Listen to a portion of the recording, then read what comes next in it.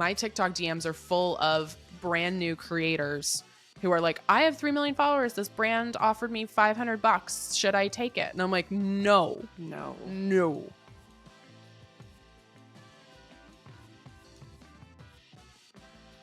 Obviously, you and I met through TikTok, and I want to give the audience a background on you. What was your life like? What was your background before you started building your account on TikTok? Yeah, so before TikTok, I was working just an extremely corporate job. I was in consulting. I always saw myself as climbing the corporate ladder. I thought having a job at a big four company was like the coolest personality trait ever.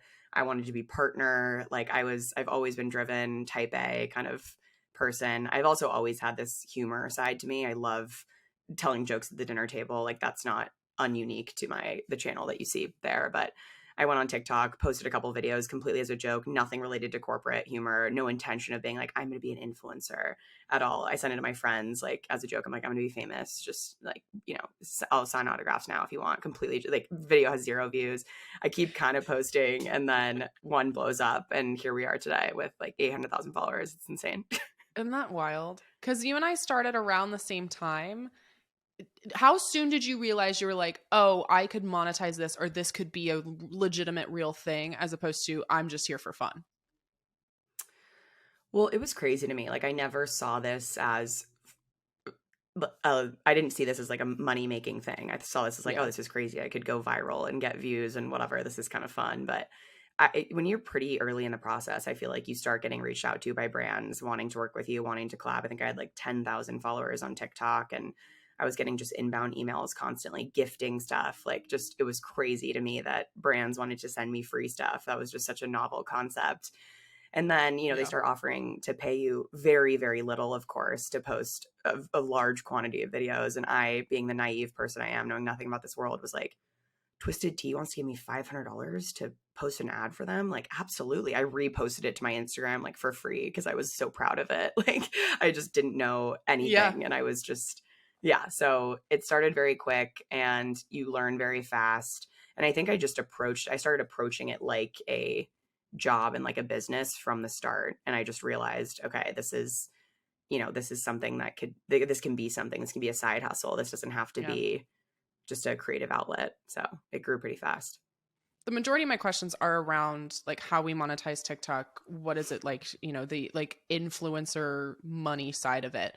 But obviously the majority of your content is, and the reason you've gone viral and the reason you're famous for it is like this very like making fun of corporate culture, job interview, all of these kind of things.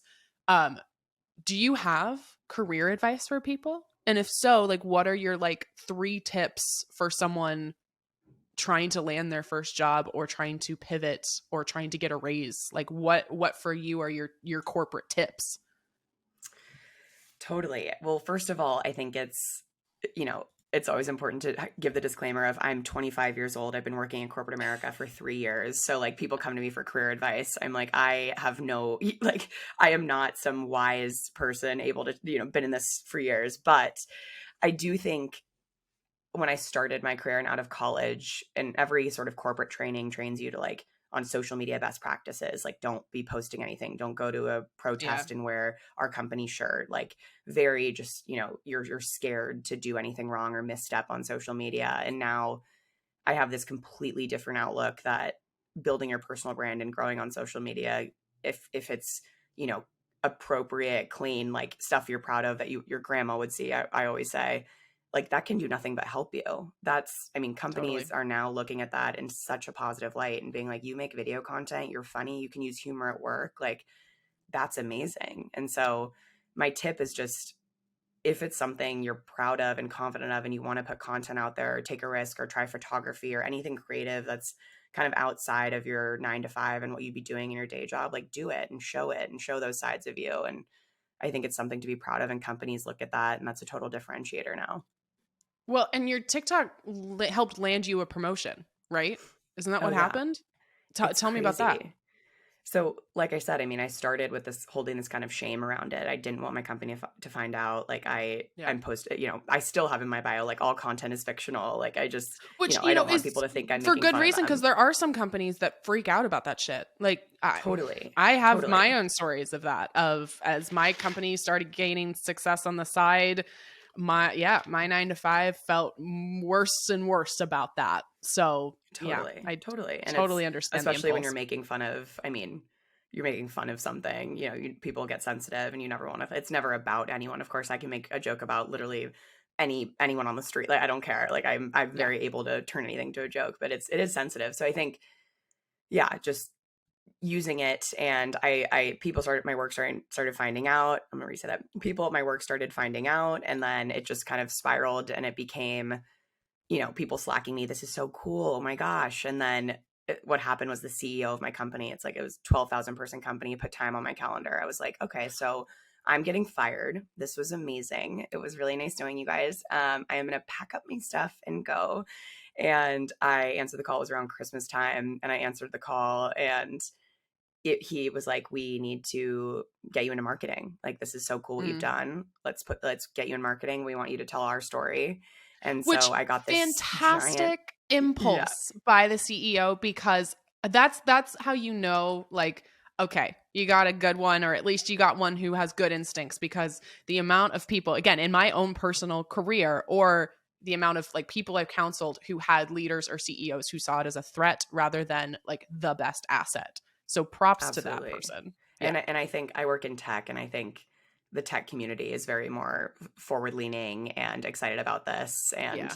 I think there, like you said before, there are companies that would hate this. So I do feel very, thankful that they viewed it in a positive way. And I got a giant promotion at age 24 to a senior manager role that I wouldn't have gotten for like 6 or 7 years. So it was crazy. I mean, it was just, I'm still I'm shocked every day when these opportunities come. And I mean, we even talked about the events and the stuff that comes with Yeah. the influencer side. And it's crazy. So very, very thankful. When you took something you were good at, leveraged it weirdly for a promotion, even though it wasn't directly related to the work you were doing at your 9 to 5. And you had somebody who saw that as an asset, which it was 100%. Like, that's 100% what it was. Yeah, that's smart. Totally. I love it. Yeah. Okay. You have a friendship with Rod, who is fantastic. If y'all don't know Rod, you're not on TikTok. Like, if you don't know him, you're not on TikTok. You've Totally. mentioned that you bounce ideas and numbers off of each other when you are, trying to grow, when you're figuring out what your business looks like. Do you feel like this is factored into sustaining? Let me try that again. Do you feel like this is factored into sustaining your success, negotiating your worth, like having these conversations with other creators? Absolutely. So Rod and Victoria Garrick, who we were talking about earlier, were Yeah. two people who were immensely helpful, and just, what are we doing here? What should we charge? I have no idea. Vic's been an influencer since college, so she was very helpful, and charge this rate, try this out for sure. Rod was sort of in my niche, so we had that alignment of being like, we had a similar amount of followers and we're kind of doing the same content. uh, we had a lot of B2B companies reach out to us as this new wave of corporate influencers, which was interesting. And I think they didn't know their budgets, we didn't know what to charge, and so it was just kind of this, how do Right. we push the limits and do that? But yes, I'm immensely thankful to both of them for just being open about it, because I mean, you and I even talked about rates like the first night we met Mhm. in person. I Yeah. just think this world it's more like, let's help each other and lift each other up, and less like, in corporate America, you would never ask someone what their salary is. Like, that's just so inappropriate, and you don't do that. But I think weirdly with creators and stuff, we're all kind of still figuring it out together. And there's more that, at least with people I've interacted with, there's that openness of, sure, like I'll share a ballpark, I share the exact numbers. I don't care. I try to Yeah. empower all creators to charge more. And that's part of what I do now with the consulting I do with creators is, let's get you a media kit and, tell your story and push the boundaries and charge more, because companies don't know. There's no standardization of, you have No. X followers, you should get X dollars. It's like, what's the story you're telling, and what can you do for us, that we can't do in-house or with an ad agency? There is so much there that you just talked about. I mean, with our work, we are trying to make conversations in a corporate environment about salary more normalized. But I think the biggest difference, right, is that there is like aggregate salary data, right? Like, or you can go Totally. on to, hopefully job descriptions now will tell you the range, right? So you can go and look at that. You can go and look at Glassdoor. There's a couple companies that are startups that are doing this for influencers, but like no one's really gone mainstream in terms of like the Glassdoor for influencers.